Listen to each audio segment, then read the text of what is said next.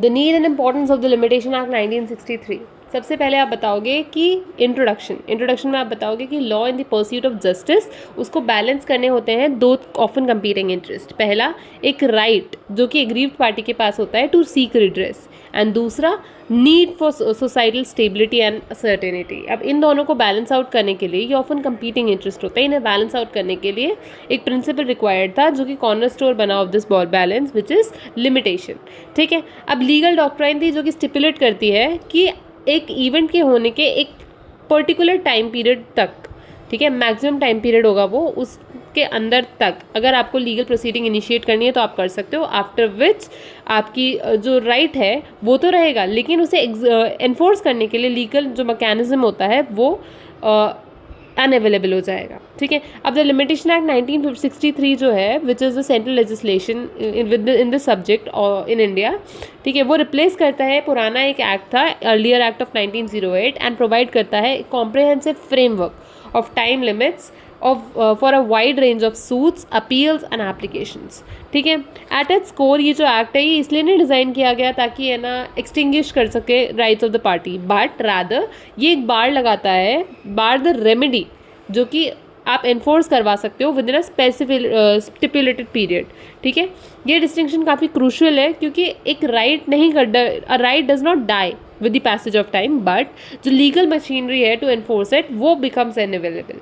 ठीक है, अब ये जो एक्ट है ये ऑपरेट करता है ऑन अ लीगल मैक्सिम जो कि है विजिलेंटी बस नॉन डोमिएंटी बस ज्यूरा सबविएंट, जो कि मीन करता है कि लॉ असिस्ट करता है to those who are vigilant and not those who sleep over their rights.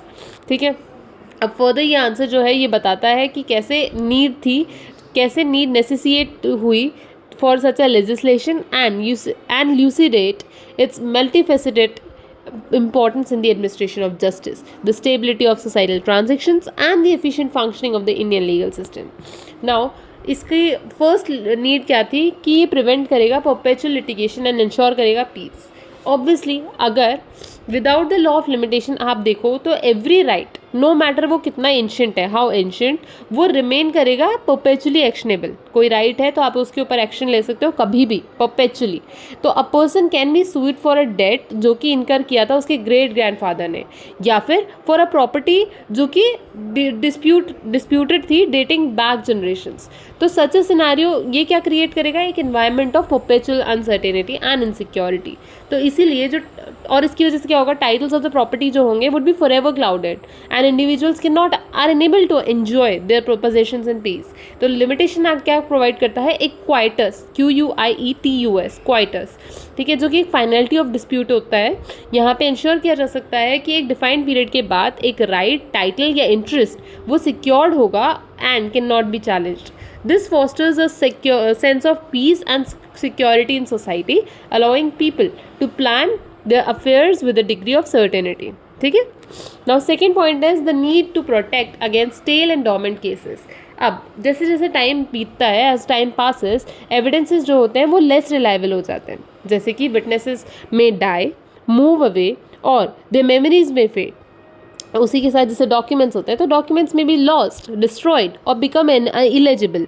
ठीक है, लीगल सिस्टम जो होता है that entertains claims arising from events in a distant past would be force to adjudicate on the basis of faded memories. अगर आप बहुत पुराने कोई डिस्टेंट पास्ट के कोई केसेस इवेंट्स हैं उनके ऊपर क्लेम्स आप एंटरटेन कर रहे हो लीगल सिस्टम में, तो वहाँ पे क्या होगा, आप किन के बेसिस पे एजुडिकेट करोगे, on the basis of faded memories and incomplete evidence leading to high probability of miscarriage of justice.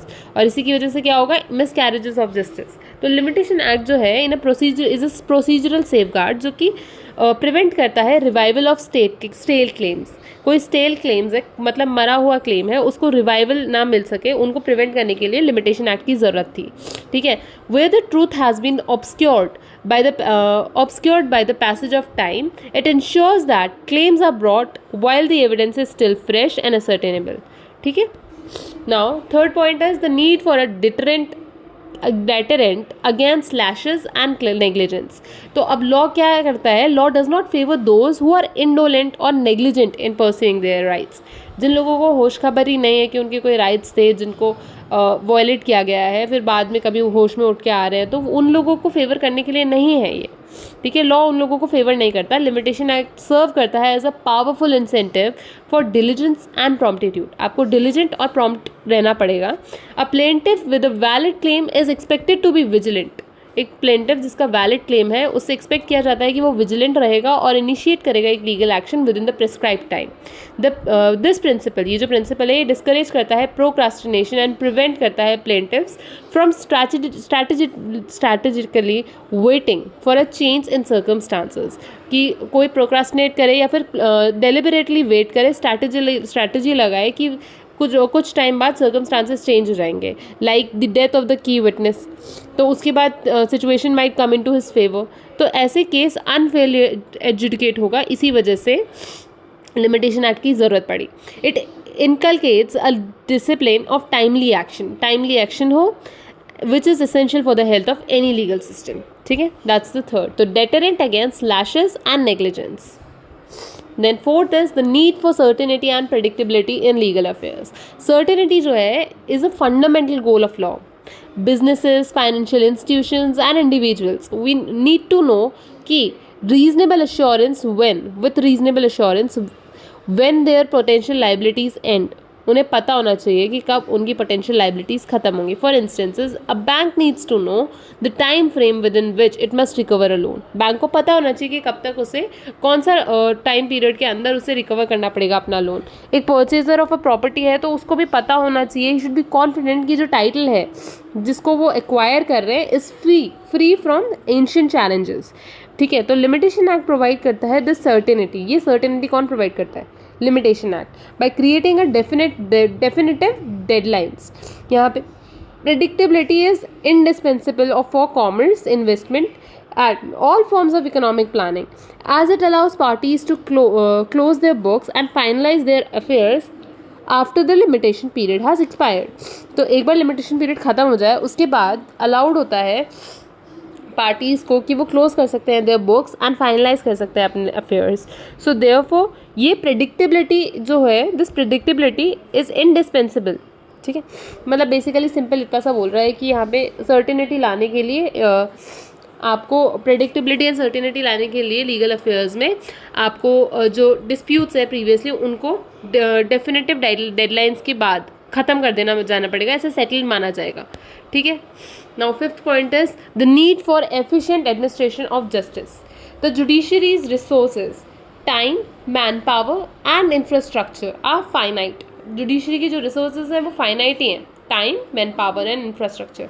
तो यहाँ पे एंडलेस स्ट्रीम ऑफ लिटिगेशन, अगर लिटिगेशन एंडलेस हो जाएगा including ancient and dormant claims, तो वो उससे क्या होगा, ओवरवेल्म हो जाएगा, कोर्ट्स ओवरवेल्म हो जाएंगी, leading to massive backlogs and delays in the disposal of even current and urgent cases. तो यहाँ पे क्या होगा, डिलेज हो जाएंगे, मैसिव बैकलॉग्स लग जाएगा in the current and urgent cases also. तो by barring the old claims, the limitation act क्या करता है, एक फिल्टर लगा देता है, reducing the burden on the judiciary.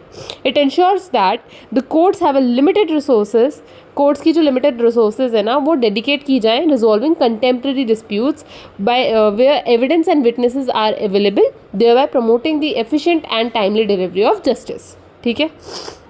Then sixth is the need to reform and consolidate the law. Previous Limitation Act 1908 जो था which had been amended, जिसके amendment के बाद numerous times amend हुआ वो, और उसके बाद leading to a complex and somewhat archaic structure, तो वहाँ पे 1963 का जो एक्ट था that was needed to consolidate and simplify the law of limitation. पहले वाले में बहुत सारे न्यूमरस अमेंडमेंट्स हुए, उसके अलावा भी काफ़ी कॉम्प्लेक्सिटीज़ आ गई थी जिसकी वजह से थोड़ा आर्काइक स्ट्रक्चर हो गया था। तो 1963 का जो ये एक्ट था इसकी it was much necessitated to consolidate and simplify the law of limitation. It introduced several progressive changes such as a new schedule of periods, provisions for condonation of delay, and a more rational classification of different types of suits and applications, making the law more accessible and attuned to modern requirements. Simple चीज़ है कि इस नए law की क्यों ज़रूरत थी, एक तो बहुत सारे प्रोग्रेसिव चेंजेस लाया, ठीक है, बहुत सारे मतलब इसके अंदर न्यू शेड्यूल्स थे of periods, provisions for condonation of delay and more rational classification of types of suits and applications, जिससे क्या हुआ, इट मेकिंग इट, जो लॉ है उसको more accessible and attune to modern requirements हो गया, ठीक है. Next you will be writing with the importance of the limitation act 1963. तो importance of the act extends beyond its initial objectives. Importance इसकी जो है वो इनिशियल जो ऑब्जेक्टिव्स थे उससे भी ज़्यादा एक्सटेंड करती है. It is a living instrument that continues to play a vital role in the Indian legal landscape. Firstly ये एक पिलर की तरह एक्ट करता है ऑफ पब्लिक पॉलिसी. ये जो लॉ है लिमिटेशन का, इसको कंसीडर किया जाता है a matter of public policy. It is a matter of public policy. It is founded on the broad principle that it is in the public interest to set a limit. एक limit set करनी पड़ेगी जिस period के with in आप एक जो litigation है उसको इनिशिएट कर सकते हो. दिस पॉलिसी, ये जो पॉलिसी है ये फेवर करती है the diligent and penalises the lethargic. ये पॉलिसी इतना सा है सिंपल, इसका क्रक्स यही बोलता है कि जो डिलिजेंट है उनको फेवर करेगी और जो लेथार्जिक है, प्रोक्रास्टिनेट करते हैं, उन्हें पीनलाइज करेगी. Which is seen as essential for the collective good. सबके भले के लिए ये एक एसेंशियल माना जाता है, ठीक है. Now, courts often refuse to enforce rights that are sought to be exercised after an unreasonable delay. अगर आपने unreasonable delay किया और उसके बाद आप legally enforce करना चाहते हो अपना right, तो वो जो right है वो courts क्या करेंगे, refuse कर सकती हैं, ठीक है. Even in areas not strictly govern by the act, ठीक है, उन एरियाज़ में भी जहाँ पे स्ट्रिक्टली ये एक्ट गवर्न नहीं कर रहा है. Based on the equitable doctrine of lashes, एक इक्विटेबल डॉक्ट्राइन ऑफ लैशेस के बेसिस पे अगर ये एक्ट नहीं भी एग्जैक्टली स्ट्रिक्टली गवर्न कर रहा है तो वो जो डॉक्ट्रिन है, डॉक्ट्राइन ऑफ एक लैशेस, उसके बेसिस पे आप क्या कर सकते हो, रिफ्यूज़ कर सकते हो for enforcement of such rights which shares it's spirit, ठीक है. वो जो डॉक्ट्राइन है, डॉक्ट्राइन ऑफ लैशेस और ये लिमिटेशन एक्ट, इन दोनों की जो स्पिरिट है वो शेयर्ड है with the law of limitation. Okay, now next is balancing justice and finality. तो while the primary aim, जो प्राइमरी एम था ना वो यही था कि बाहर करी जा सके वो रेमेडीज़, ठीक है, जो आफ्टर प्राइमरी मतलब आफ्टर रीजनेबल टाइम नहीं ली गई हैं, उनको इन्फोर्स ना किया जाए. तो this act is not rigid. ये रिजिड एक्ट नहीं है कि बस ये टाइम पीरियड है उसके बाद नहीं हो सकता. ये एक रिजिड और अनजस्ट इंस्ट्रूमेंट नहीं है. It incorporates crucial equitable provisions जहाँ जिनसे बैलेंस आउट की जा सकती है need for finality with the demands of substantive justice. The most significant of this is section 5. Section 5 एक इंपॉर्टेंट चीज़ है जो कि बोलता है कि यहाँ पे कोर्ट अलाउ कर सकता है टू एडमिट एन अपील, ठीक है, या फिर कोई एप्लीकेशन और an application after a prescribe period if जो अपेलेंट है या एप्लीकेंट है वो सेटिस्फाई करता है कोर्ट को कि सफिशिएंट कॉज था जिसकी वजह से he was not able to prefer the enforcement of the right within the limited time, ठीक है. ये जो डिस्क्रिशनरी पावर है ये इंश्योर करती है कि जेन्युइन जो लिटिगेंट्स हैं, ठीक है, are non suited due to technicalities where the delay was beyond their control, ठीक है. जहाँ पे डिले बियॉन्ड देयर कंट्रोल था वहाँ पे अगर डिले हुआ है तो उनको उनके राइट्स एनफोर्स करने के लिए अलाउ किया जाए. तो इसलिए डिस्क्रिशनरी पावर सेक्शन 5 में प्रोवाइड कर रखी है, ठीक है, कोर्ट्स को. Then next is the doctrine of acknowledgement and fresh period of limitation. Another profoundly important and just feature is embedded in section 18. Section 5 पढ़ लिया एक अपन ने, अब ये सेक्शन 18 की बात करता है जिसके अंदर एक दूसरा इंपॉर्टेंट फीचर है एम्बेड किया गया है जो कि प्रोवाइड करता है एक fresh period of limitation such shall be computed from the time of acknowledgement of liability in writing sign by the parties against whom the property or right is claimed. For example से समझते हैं. एक debtor था जिसने एक letter लिख के acknowledge किया एक डेट को, ठीक है. The limitation period starts anew from that date. जब से उसने लिख के एक्नॉलेज किया उसी डेट से नया जो लिमिटेशन पीरियड है वो स्टार्ट करता है. This prevents a debtor from simply waiting out of limitation period and encourages out of court settlements and acknowledgement which can preserve relationships and avoid litigation. Simple चीज़ें section 18 के अंदर एक और important feature embed किया गया है इस act में, जो कि प्रोवाइड करता है एक fresh period of limitation shall be computed from the time of acknowledgement of liability in writing. जब से राइटिंग में एक्नॉलेज किया गया है लाइबिलिटी को, उस टाइम से एक फ्रेश लिमिटेशन पीरियड कंप्यूट किया जाएगा. ठीक है, और मतलब राइटिंग में या तो लाइबिलिटी को लिख दिया या साइन कर दिया बाय द पार्टी, मतलब writing sign by the parties against whom the property is claimed और राइट इज क्लेम्ड. ठीक है, अब इसका एग्जांपल भी पढ़ लिया हमने कि एक डेटर ने जब लिख के एक्नॉलेज कर दिया और साइन कर दिया कि उसकी लाइबिलिटी एग्जिस्ट करती है, तब से न्यू कंप्यूट होगा पीरियड लिमिटेशन का. इससे क्या प्रिवेंट हो रहा है? Debtor from simply waiting out of limitation period and encourages out of court settlements and acknowledgements, which preserves relationships and avoid litigation. Next is the distinction between right and remedy. क्या difference है right and remedy के बीच में? तो ये act meticulously maintain करता है distinction between the right and its remedy. Section 3 के अंदर स्टेट किया गया है it is the remedy that is barred, not the right itself. यहाँ पे रेमेडी बार की गई है, राइट को नहीं बार किया गया है. राइट में एग्जिस्ट, पर आप उसको उसके लिए रेमेडी सीख कर सकते हो with in a limitation period. ठीक है, फॉर इंस्टेंस ये जो डिफरेंस है ना, ये डिस्टिंक्शन इज ये हैज़ सेवरल इम्पॉर्टेंट कॉन्सिक्वेंसेज. ये इंपॉर्टेंट है क्योंकि फॉर इंस्टेंस कि एक टाइम बार डेट है that can still be valid after a consideration of a fresh contract. एक कोई टाइम बार डेट है जो कि वैलिड हो सकता है, एक वैलिड कंसिडरेशन हो सकता है for a fresh contract. Furthermore, a defendant who does not specifically plead the bar of limitation is deemed to have waived it. एक डिफेंडेंट जिसने है ना स्पेसिफिकली प्लीड नहीं किया है बार ऑफ लिमिटेशन के लिए, तो उसका यही माना जाएगा कि उसने वेव कर दिया है. ठीक है, as the court does not typically take up the issue of on its own. Suo motu तो कोर्ट नहीं लेगा ऐसा कोई इशू, तो this places the onus on the party seeking the benefit of the act. ठीक है, तो यहाँ बर्डन किसके ऊपर है? पार्टी के ऊपर है जो कि सीक कर रही है benefit of the act, remedy लेना चाहती है. Next is providing a clear and accessible framework. The schedules of the act, the first, second and third schedule, 3 schedules हैं. तीनों जो शेड्यूल्स हैं वो क्या बोलते हैं? प्रोवाइड करते हैं एक detailed and clear list of period of limitation for various types of suits, appeals and applications. Various limitation मतलब वही बता रखा है, डिफरेंट 3 शेड्यूल्स में डिफरेंट चीज़ों के लिए एक क्लियर लिस्ट प्रोवाइड कर रखी है जहाँ पे पीरियड ऑफ लिमिटेशन प्रोवाइड कर रखा है various types of suits, appeals and applications के लिए. This codification brings clarity and uniformity, enabling lawyers and litigants to easily determine the time frame for this specific cause of action, whether it relates to a contract, tort, property dispute or any other civil matter. ठीक है. Now next is facilitating economic growth and commercial stability. It is the commercial sphere. Certainty is a prerequisite for growth. Certainty बहुत ज़रूरी है, pre requisite है for growth. ठीक है, commercial sphere में. तो ये जो एक्ट है प्रोवाइड करता है फाउंडेशनल सर्टेनिटी के लिए काफ़ी अच्छा एक्ट है. ये प्रोवाइड करता है certainty required for contracts, loans, investments and property transactions. It allows corporations to write off bad debts, finalize their accounts and make strategic decisions without the fear of unforeseen liabilities for the distant past resurfacing. The stability is the key ingredient for fostering a conducive environment for businesses and economic development. Simple चीज़ है कि जो commercial sphere है वहाँ पे बहुत ज़रूरी है कि आप है ना सर्टेनिटी से आप कुछ कह सको.